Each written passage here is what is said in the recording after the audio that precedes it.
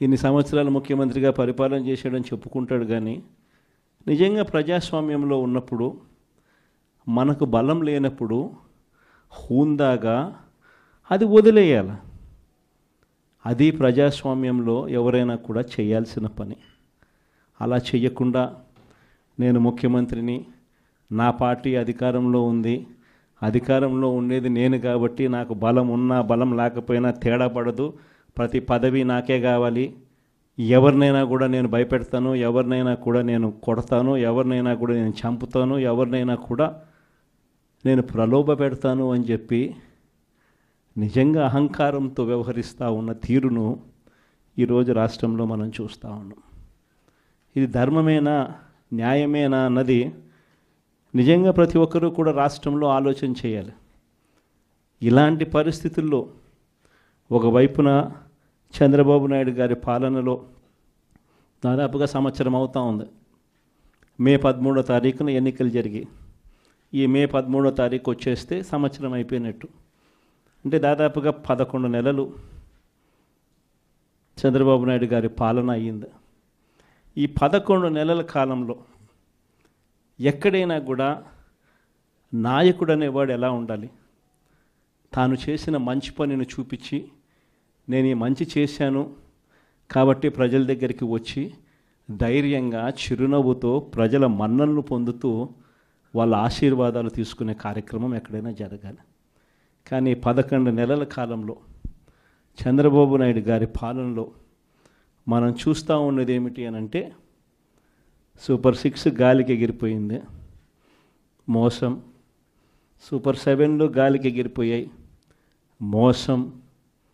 143 హామీలు ఎన్నికలప్పుడు ఒక మేనిఫెస్టో అని చెప్పి ఈ కూటమి ప్రభుత్వం దాన్ని చూపించి ప్రజలకంతా కూడా మభ్యపెట్టి, ప్రతి ఇంటికి ప్యాంఫ్లెట్లు పంచి, ప్రతి ఇంటికి వచ్చి వాళ్ళ కార్యకర్తలు, ఇదిగో మా మేనిఫెస్టో, ఇదిగో మా చంద్రబాబు నాయుడు బాండ్ పెట్టినాడు, బాండ్ పంపించినాడు మీకు అని ఈ రకంగా ప్రతి ఒక్కరిని కూడా ప్రలోభ పెట్టి 143 హామీలనిచ్చి ఎన్నికలు గెలిచారు.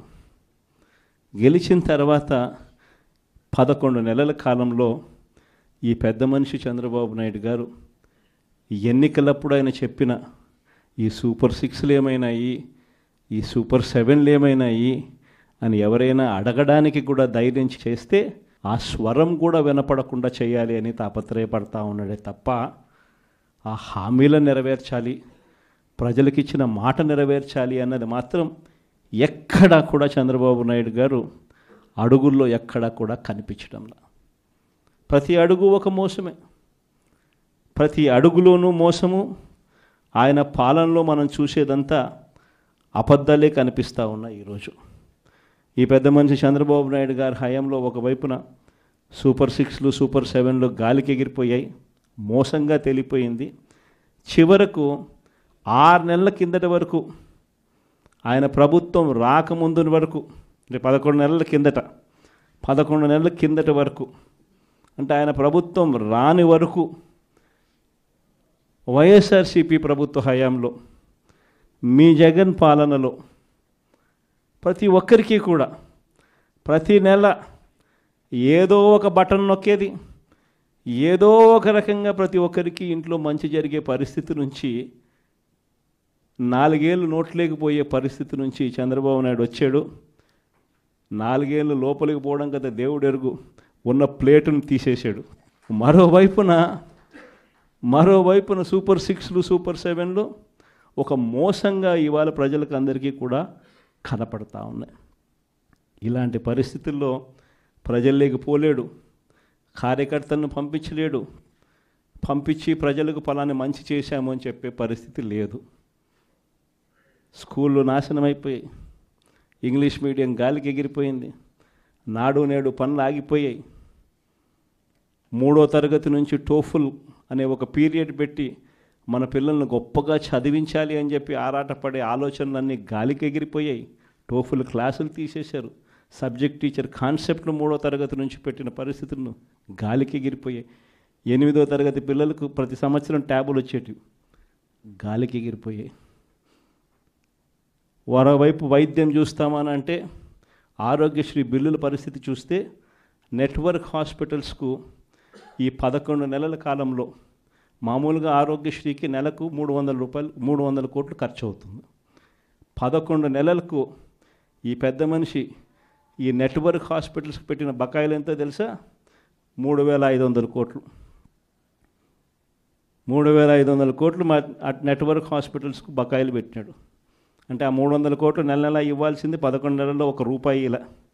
చివరికి నెట్వర్క్ హాస్పిటల్ ఆరోగ్యశ్రీ పేషెంట్లకు వైద్యం చేయడానికి సుముఖంగా లేని పరిస్థితి ఈరోజు రాష్ట్రంలో కనిపిస్తూ ఉంది. 104, 108 అంబులెన్సుల గురించి నేను చెప్పాల్సిన పనుల, గవర్నమెంట్ హాస్పిటల్ గురించి అంతకన్నా చెప్పాల్సిన పనుల. ఇక వ్యవసాయం గురించి మీ అందరికీ తెలిసింది. ఒక్క పంటకు గిట్టుబాటు ధర లేదు. రైతు అనేవాడు దళారీలకు ఈరోజు పూర్తిగా అమ్ముడుపోయిన పరిస్థితిలో ఈరోజు రైతన్న వ్యవసాయం చేయాల్సిన పరిస్థితి. పెట్టుబడి సహాయం కింద అప్పుడేమన్నాడు? జగన్ 13,500 ఇస్తామన్నాడు. అది కూడా పిఎం కిసాన్తో కలిపి మేము వచ్చినామనంటే పిఎం కిసాన్ కాక 20,000 ఇస్తామని చెప్పి నమ్మబలికినాడు.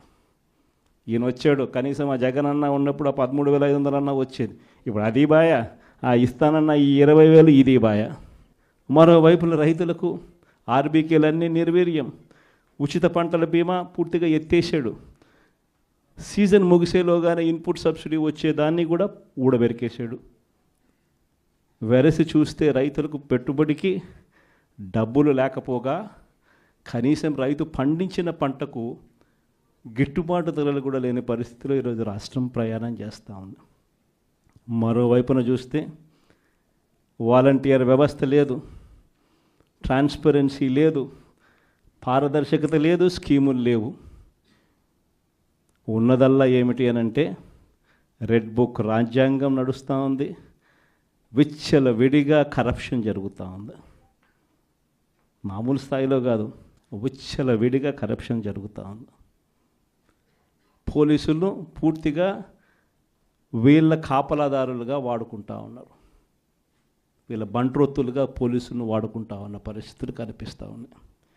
ఇలాంటి పరిస్థితుల మధ్య జరుగుతూ ఉన్నాయి. రాష్ట్రంలో ఈ ఉప ఎన్నికలు జరిగాయి.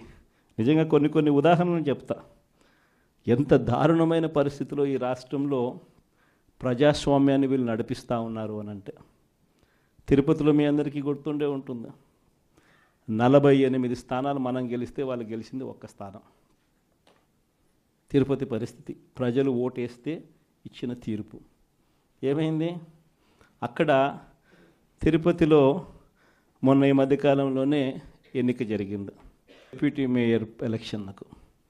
ఏకంగా మన కార్పొరేటర్లు ప్రయాణం చేస్తూ ఉన్న బస్సును ఏకంగా పోలీసు వాళ్ళే అడ్డుకొని, పోలీసు వాళ్ళే దాన్ని బస్సును ఆపి, ఆ బస్సులో ఉన్న ఎమ్మెల్సీని, ఆ కార్పొరేటర్లను పోలీసుల ఆధ్వర్యంలోనే కిడ్నాప్. బస్సు